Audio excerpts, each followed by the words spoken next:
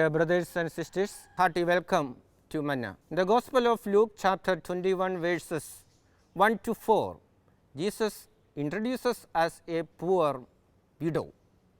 Why did Jesus so nicely introduces this poor widow to us? Because her contribution in the temple was so praiseworthy. In the Jerusalem temple, in the court of women, there were 13 offering boxes which was placed for various purposes, for buying wood for the sacrifices, for buying incenses for the altar, for the maintenance of the gold vessels, etc. So, for each one they placed each offering boxes. Now, while Jesus is sitting near the court of women, he saw that many people offering contributions in the temple. Among them, there was an poor widow. Jesus is telling she has contributed more than anyone was contributed. What she contributed only 2 copper coins, that is the smallest amount a person can give. 1 copper coin is equal to 1/14 of a penny, that is a very small amount.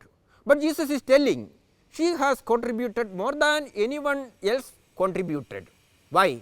Because she has contributed all that she had in her life. Dear brothers and sisters, the value of a contribution or a gift is determined by 2 things.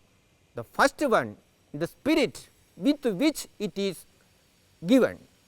For example, there are people who are contributed in order to get fame or self display.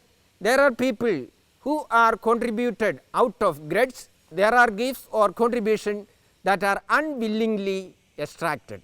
But in the case of this woman who contributed wholeheartedly, without any reservation, without any self motive. That is why Jesus is praising the contribution of this woman. Our contribution must be a real contribution when it is the outflow of our loving heart. There was this outflow of this loving heart. The second thing that determines the value of a gift is the sacrifice with which it involves. In the case of this woman, to give these 2 copper coins, there was a lot of sacrifice. She had nothing for the future.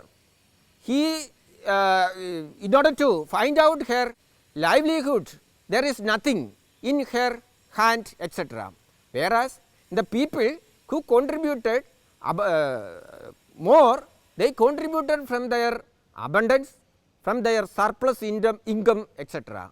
They calculated before they contributed. Why? Whether there is enough money after this contribution, etc. In the case of this woman, there was no such calculation, there was no such a situation, everything she contributed.